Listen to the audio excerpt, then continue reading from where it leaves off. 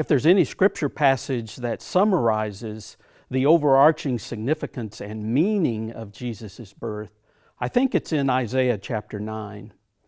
While phrases from this passage are recited and sung frequently every Christmas, I invite you to listen again to these soul-gripping words. The people who walked in darkness have seen a great light. Those who lived in a land of deep darkness, on them a light has shined.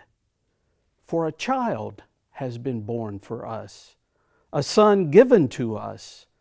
Authority rests upon his shoulders, and he is named Wonderful, Counselor, Mighty God, Everlasting Father, Prince of Peace. It was a brutally cold December night in the city. So cold that after a few hours of walking the streets, my bones ached and my fingertips began to feel numb despite my winter garments. We were serving on the night patrol as part of our urban ministry effort. The night patrol is a group of volunteers from various organizations that goes out at night to tend to the well-being of people without homes in the city.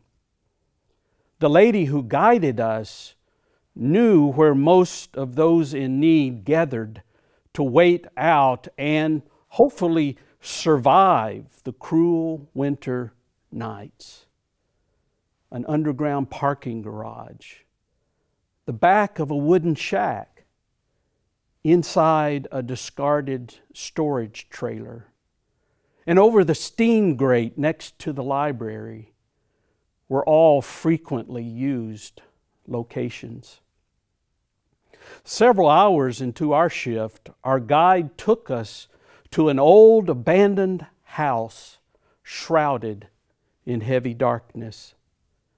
After entering through a creaking door and announcing ourselves, we carefully navigated our way down a long hallway, stumbling over loose boards in the darkness.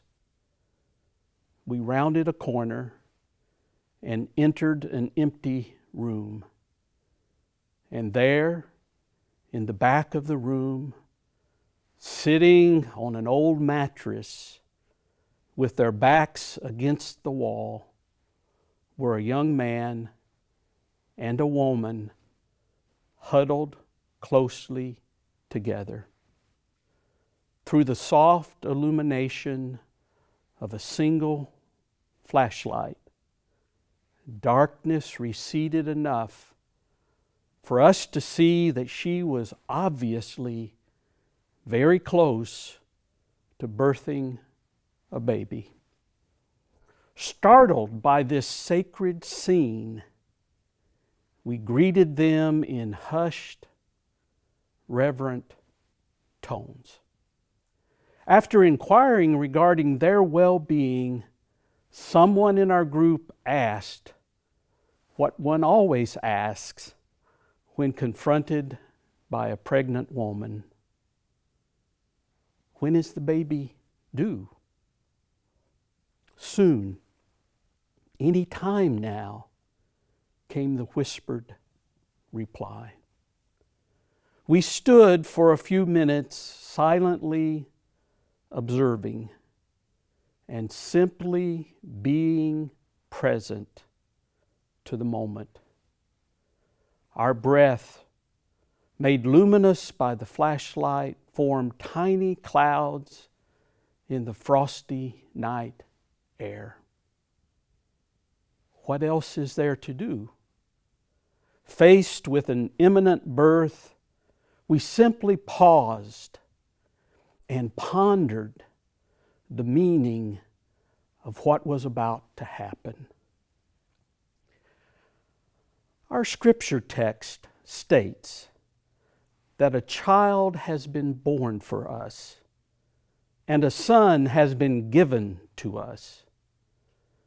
Both of these phrases are important because they both speak truth. There's no question that a child named Jesus was born long ago in humble, earthy, potentially hostile circumstances. There's plenty of historical evidence that Jesus the baby grew up to be Jesus the young adult, who was a wandering preacher in the area around the Sea of Galilee. He gained enough of a following during his brief life that a religious movement persisted and grew after he was murdered. He preached a message of compassion, nonviolence, reconciliation, forgiveness, generosity, and peace as fulfillment of the true intent of the law and God's will. The next part of the Scripture, however, moves us into the spiritual realms of faith and truth beyond human reason. According to the Scripture's witness, this child, the one born like every other child, is a gift given to us through God's initiative and eternal being. Remarkably, in the face of our mutual, multi-generational, rebellious, prideful, greedy, violent, murderous, misdirected ways, God's response is not condemnation. God's response is to give us a gift. How silently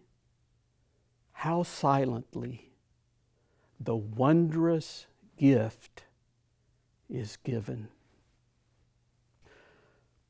What does it mean that God gives us this gift? What shall we do with this gift? We certainly can't return it.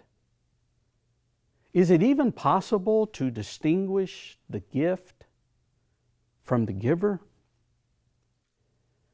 We would do well this Advent season to pause frequently in humble quietness to ponder the extravagant generosity and wonder of it all.